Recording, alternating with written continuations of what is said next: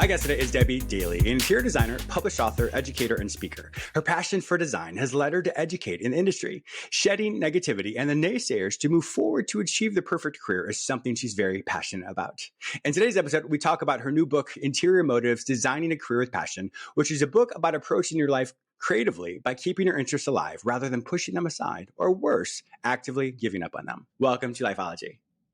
Thank you, James. It's a pleasure to be here. I am really looking forward to this. I get to meet so many amazing people, and everyone's industry allows them to look at life or self-development in a different way. So when I read about when your publicist sent me your information, I was like, this is going to be a fantastic show. Did you always know that you wanted to be an interior designer? I was very creative when I was very, very young, and I didn't know interior design was a industry that I could get into. So I guess the answer is no, but I was always hands-on as a young child. Sure. My grandparents really kind of inspired me, through sewing, and I have a grandfather that was a true Fred Sanford and Sons picker. So, he used to give me furniture to refinish. And I was like 10, and I was playing with my mother's sewing machine, and they bought me my first sewing machine. So I was really creative in the beginning. And no, until I was in junior high school, and, they have someone come in and start talking to you about the careers and things like that. It was in the time of, remember the movie like 9 to 5 with Dolly Parton and Jane Fonda and Lily Tomlin. Oh, was she in that? I forgot about that. Yeah. And so that was like the whole movement of women getting into, the working world. And so that being said, listening to this professional person speaking about careers, I'm like, okay, well, maybe it's a secretary, maybe it's getting into business, maybe that kind of thing, And no, so to answer your question, no, I didn't know. It wasn't proposed to me that interior design was a career until, and I was raised in a very strict Greek family. I am a first generation child from Greek. My dad was Greek immigrant, came over here when he was 9. So, that tight knit family of strictness. I wanted to go to college in Boston, and my father was not having that. We were not leaving the nest, and so anyway, I ended up going to a college for business for women taught by nuns that was 30 minutes from my house. And you fit all the criteria that's for your family. So anyway, I pursued that. I succeeded there and got, a business degree there, but I still took a sewing class there as, an elective. And so, I got into the business world first. My first job out of college was working for a stock brokerage firm, and very different. So, and that was in a small subsidiary firm, called Kidder Peabody in Lowell, Massachusetts. And I worked there for a year and I loved it. I was actually making some trades for my boss, and, it was really cool. You had the tick machine running around the whole office, and that was great. So then I was like, oh, wow, I want to be a stockbroker. I think that's what I want to do, and at that time, your manager of your office, that company would sponsor you to go and learn more. So I went to him and I said, I've been doing this for a year and I love it. I would think I want to, get into the program. And he was like, Debbie, this really isn't a field for women. And I was like, oh, really? So that was like, started looking for another job, got another job, always seemed to be in a finance department. And then, moving forward through HR, but I was always sewing. I always sewed. I learned how to sew window treatments for my first house at 24 years old, Wow. I got married very young, and to get out of the big fat Greek family household, and, which, probably wasn't the best decision. But it turned out to be, great. And I had my daughter, and, after. It's always amazing how all these things in life. Yeah. It's always amazing how life is like a jigsaw puzzle piece. And so when you look at one event, you're like, this is random. But when it all links together, it creates who we are Yeah. today. And if we like who we are today, we're like, this is, I may have made some choices that were for whatever, but I like who I am Right. today. So I couldn't be who I am today unless I did some of those things. And obviously you have And your that is, daughter, so that's fantastic too. yeah, and that is so true, and she was my whole um, purpose for moving forward, becoming a Oh, single nice. mom when she was 3, um, and having to somehow put her through college, by Mm-hmm. myself. Mm-hmm. There was the Mm-hmm. ups and downs. There was a lot of ups and downs, Sure. in that whole journey. But I did it, but I worked 3 and 4 jobs, in order to do Wow. that. Wow. And then the That's other amazing. jobs, I was in the corporate world, but, I always took another job in the field of interior design. I would Mm, work at night at a flooring store. So I learned that industry, which was great, sure. which actually helped me to do some design consultations on the Oh, side for wow. clients that were building new homes that came to the flooring store. I worked in a wallpaper establishment. So I learned that industry and paint and Mm-hmm. furniture. But it was always, I didn't leave my day job because I needed that Mm-hmm. paycheck, and I Sure. needed to Of course. pay, for my mortgage, and I needed to find a way to put her through school. So Yeah. all of these things really did play a part, the ups, the Mm-hmm. downs, Mm-hmm. throughout time. When you look back and you're like, what would have happened if I went to a 4-year interior design college? I don't Yeah. know. I couldn't afford to do that. Yeah. I knew that I had a steady paycheck coming in, but I always dabbled, in the interior design Mm-hmm. world, until I finally, I think it was the recession of 2008. That was like, Mm-hmm. that was really Yeah. scary. Oh, yeah. I remember. And, That's scary.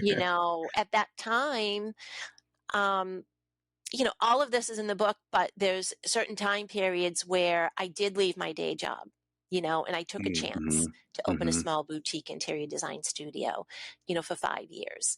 And Oh. until I, had to work, I wanted to work with my daughter's school. The school bus would drop her off at the studio after school, and I'm like, this is Oh, not okay. working. Oh, okay. This, Yeah. this can work, things like that. I get that. I got to do something else until I went to my back to my home and worked out of my home and did interior design. And Have so you that found? Have you found with the other person that said that finance was more for, it was not a women's industry, and I right, would hate to be generalized for any industry, but we've talked a little bit. I know some people who are females who work in the industry as well, but I've actually know quite a few that are single parents as well. Is it, all industries are difficult because we have to learn to be on top of our game. Did you find that being a single parent and having your own studio, the hours and flexibility and the creativity allowed for you to really create a healthy environment for your child as well? I really do because Mm-hmm. I look at her now, but she's only seen me work, and in Interesting. the Yeah. downtime, yes, I had flexibility to go and do the PTA meetings, Sure. and Of go to course. her school and do all that stuff in sports with her. But I look at her now and I'm like, you need to take a break. You're Mm, working so hard. But I think that's all she knows. But then when we sure. play, school vacations, I could take the time off to do school vacations. We never flew Hmm. anywhere. Yeah. It was riding her bike, teaching her how to ride her bike, taking her to Sure. the beach, taking her to the park and, throwing the baseball, the softball. It was those things. And I think those things are really important. I could not afford to put her Sure. on a plane and go to Disney World for a week like all her Hmm. friends were doing, Hmm. at that time. So yes, it allowed me more flexibility, but it also allowed, quality time as Sure. well with my daughter, but it also allowed her to see what it is like to work and to be able to pay the bills. I think today's children don't get a lot of that. Sure. Yeah. I Um, can understand that. you know, so that was really important for me. Mhm. Debbie, one of the things you talk about is happiness. When something defines happiness, how do you define happiness? Well, happiness for me is when you can create a job and a career that you love out of a Hmm. hobby. Hmm. Everyone can do that. You can do Sure. that. That's happiness for me. I have the flexibility to do my job, to be there present for my clients, but I also have the flexibility to take a day off if I need to take a day off. That's happiness for me. But I am a workaholic. Um, And I don't sleep a whole lot. The brain keeps going all the time, working Yeah. on projects in my head. But happiness for me is being able to take something that you love and make a career out of it. Because you will always be happy. You need to have some kind of Hmm. self gratification and self satisfaction with what you do on a daily basis. And what I find is my students who come to me, they're change of career women, they are single moms or divorced, and I always ask them, I sit them down first, and I'm like, well, why do you want to be an interior designer? Yeah. And they will tell me that they've always had a passion for it. They can't go Mm-hmm. back to 4-year college. So how can I create this life of passion for myself doing what I love to do? And so that was really the means for writing the book. I've had an aha moment when I was asked to speak at a conference for one of our industry um, organizations. And it Hmm. was about how'd you get from, how did you start and get from where you started to where you are today? And, it was the whole journey, explained the whole journey. And people and some colleagues that I knew, and they came up to me after, they're like, oh my gosh, I can resonate with your story. Mm. Um, one man came up to me from Morocco and he said, I knew who you were. I knew who you are, but I always felt that you were unapproachable. I said, Oh, interesting. unapproachable. He said, but you're not, you are so to Yeah. share your story and Sure. to stay on your path. Yeah. That was very gratifying for me. And that Yes. was really the kickstart to writing the book, because I realized how many women came up to me as well and said, oh Mm. my God, I've been there. But it's inspiration to others, men and women. Hmm. Um, and it's a journey of how they can create a passion, a hobby, take their hobby passion and make it a career, whether it be interior design. I've had students that, because we do a section on photography before and afters, right, of your rooms and whatnot, she loved that. So she became an interiors photographer, so it's not just interior design. I've had other students that work in showrooms at the design center now from taking the class, but they find pleasure. And I think there's a Yes. calmness to that, to know that they can take what they love and do it. It's a slow path. It's a Hmm. journey, but Sure. don't leave your day job yet, because you still need to make a Hmm. paycheck. But there Sure. are options out there for you on a fast track to take your passion or your hobby and turn it into a career. And that's what Interior Motives does. It Yeah. gives you that roadmap, basically. Yes. And that's what I was going to ask you. And so when my viewers and listeners purchase the book, is it more of a memoir? Is it an actual workbook? Walk us through the format of how this book is. So the format is basically, I don't know if it's so much of a memoir. It's Hmm. actually an inspiration and motivational book for Oh, others perfect. who are Okay. thinking to get into the career of interior Hmm. design and Hmm. shedding those naysayers, because believe me, it wasn't Yeah. easy.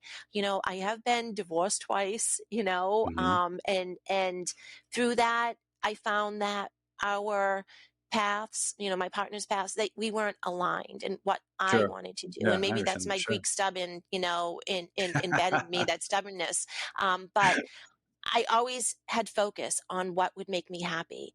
I was never, and that's what this book is about, is to take the naysayers and kind of just, I don't want to say push them out of your life, but find a path where you're going to Hmm. be happy. And you're not Hmm. listening to those people who tell you can't do it, or no one's going to pay you to go in their house and Sure. tell them what to do and design their Yeah. house. I mean, that's in there. So it's the Yeah. negativity that it Yeah, sheds. it's interesting. We all have naysayers in our life, but sometimes people don't realize that there are naysayers that have a good intention of telling us versus naysayers who just don't like us and don't have our best intention. I know when I transitioned, I don't think you know this. So I had a really Yep. successful practice in the Washington, D.C. area, a clinical practice. And so in 2015, I was like, gosh, I'm not feeling fulfilled. So kind of like you, I was like, where will I be fulfilled? What does happiness look like for me? What does quality of life look like? So for me, I was like, I want to live on the ocean. I want to live basically wherever I want to live, as long as I have an internet connection. And I'm like, I'm not really sure what that means. So I came to Florida.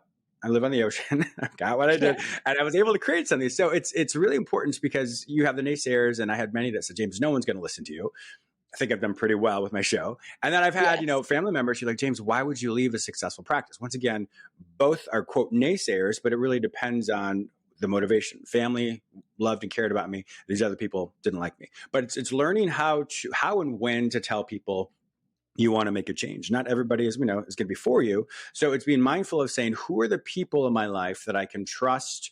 Who are the people who can give me some really realistic feedback, not naysayers, but realistic feedback. So therefore, it helps you create your journey and nurture your journey. So therefore, you can take that next step. Exactly. Oh, like you, I always said I would live on the water, and I live on the water. I had a There we bucket go. list. I really did, Yeah, that's awesome. it was a long path to get there, but I do. And Yeah. for me, where I live is happiness. I Yes. can, it's How is beautiful. it for you on this side? So you teach, you now teach at community college. You do a lot. So when you were younger, you went to a different type of school, Hmm. and then when you started interior design, you didn't have the money to go to school. So Right. now you're actually on the other side teaching people. How does that feel for you? Sounds You know, really inspirational.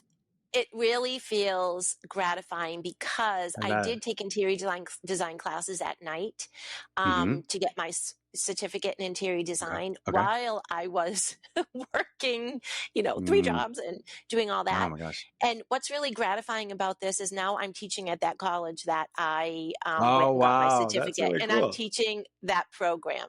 So Oh I wow. see students that come to me or they send me emails and they're like, "Can I do this?" I'm like, "You can absolutely do this." Yes. It's gratifying to Yeah. see the students that I do get. And actually, I had one 18-year-old boy, young man, Mhm. in this last semester. And he took it because he thought he might want to do interior design. But at the end of the course, he wanted to do industrial design. He wanted to Oh design wow. furniture. And that was from Interesting. we do field trips to the Boston Design Center, and they had Uh-huh. their fall market going on. And there was a pop up shop, and he was really, I'm like, we have to go now, we have to go. And he was just loving it. So I Mm. just can't say I love seeing how the wheels start to turn Mhm. when people start to take the class. And it is Yes. very gratifying to me now to be on the other side because not only that, I have a private Facebook group with two of Mm. my other colleagues, Design for Today Collaborative. And what I found when I started, I was an installed designer at the Boston Design Center. How that came, I was like floored, But I saw the older designers like falling behind. They weren't keeping up with social media. They Oh yeah. didn't even have websites. They've been doing this for Oh so goodness. long. And I felt bad when year after year they didn't get called back. And I was like, wow, Yeah. I don't want that to happen to me. So I felt there was a need to start this group to keep designers up to date on what was happening Sure. in the world, in Sure. the It's design important. industry as well. So it's just not only teaching, it's constant sharing of the knowledge. That's Yes. gratifying for me What as I'm well. what I'm hearing more about you is, you have such a big heart, and the struggles that you had, going through school and doing all the things that you've done to be able to give back to other people without being altruistic in that respect of not really expecting anything in return, but to give back. And I think that really shows in your countenance and that shows in your work as well. When you Thank you. when you design and you consult, what's your strategy of how you kind of take what the client is saying and then translate it into something that's physical or tangible? Well, it depends on the client, first of all, and what we're going to give them as the end result. Mhm. However, there's an interview process that goes on, and they tell me, what their style is, or some don't even know what their style is. Mhm. What's their design aesthetic? They don't know. So, there's an interview process, a phone call, a 15-minute discovery call, then an initial consult is set up and to go into their home, see how they're living presently, or see what Mhm. room they like, see what colors they like, and then come up with a game plan. There's a Mm. strategy to this. With the consultation, they get feedback, and then from there, it might be, I love bright colors. It might be, I'm a minimalist. Mhm. I like coastal, or but for some people, they say these things, but you don't really know. They don't know until you do their first Mm. Sure. presentation for them. So it's the three key words that they come up with. I like color. I need more storage. I Mhm. want a whole new look. It's the Mhm. the three words that they say most during Mhm. that initial consultation is what I take away, and then we go from Oh, there. cool. Yeah, that's what How I does it feel listen for to. you on the other side once you've created something for them and they have the big reveal? Oh, it's amazing. Like, I always know, and I don't want to sound like conceited, but I No, know go when for it. I'm going to do that presentation and their mood boards and showing them all Mhm. the furnishings and the wallpaper now is like really big, right? Wall covering. Um, they I watch their faces and I do the presentation for them and they're like, "How did you do that? Where do we get this? That's great. Can you do this for me?" I'm like, "We can do the whole install." I have a Yeah. huge project coming to the end at Moody Beach in Wells, Maine, right on the Mm. water. It's a 6,000 plus square foot home, Wow. and Wow. the install keeps getting delayed and delayed. Now we're into January, and I was just on the phone with her this morning, and she says, "We're going to be away, and you know." Probably when the install happens, I'm like, Gath, that's perfect because you're going to come back and So it's going to be fully exactly. done for you. She's like, Oh, I that's cannot wonderful. wait. That's so exciting. People love it. They just, Sure. it's not an HGTV moment because Of course. HGTV happens within 20 minutes when, Yeah, exactly. this has now been a year and a half project of, mood boards and selecting and Sure. sources and sourcing and all that kind of stuff. So it's fantastic. And I love it. And I know that's where I'm meant to be. Yeah. And my students, when they go to a client's house, we do hands-on trainings, they do real client appointments. Oh, When they get nice. to see the transition, they just sit there and they love it and they take their after pictures. And I'm like, remember, shut the lights off when you take the pictures, and then we can edit them. So, and they are just like, love it. I love that Oh, meeting that's when we great. come back to the class. I'm like, how do you think that went? Yeah. We kind of do a debriefing and they just blah, blah, blah, blah, blah, blah, blah, blah. So it's really That's wonderful. self-gratifying. It is. And I love it. And I love sharing. Uh-huh. I love helping people. My reviews on the book from past students, like, oh my gosh, this is Oh, great. that's I great. can, That's we wonderful. love it. So, yeah, I mean, I love my career. I really do. Yeah, I could tell. It really Yeah. translated as well when we were talking. Debbe Daley, it's been an absolute pleasure having you on my show today. If my viewers and listeners want to find out more information about you and to purchase your book, Interior Motives, Designing a Career with Passion, where will they find all this information online? Well, they can purchase the book on Amazon. Mhm. At Interior Motives Designing a Career with Passion by Debbe Daley. They can also go to my website. It's debbedaleydesigns.com. No I in Debbie. They can also find me on Instagram at Debbe Daley, on Facebook at Debbe Daley Designs. And if any designers are out there listening and you want to join our private Facebook group, it's Design for Today Collaborative. Wonderful. My viewers and listeners also know that if you can't find this information any other place, simply go to the show notes at jamesmiller@lifeology.com and I have all of Debbie's contact information there for you. Debbe, thanks again for being a great guest on my show today. Thank you, James. It's been such a pleasure.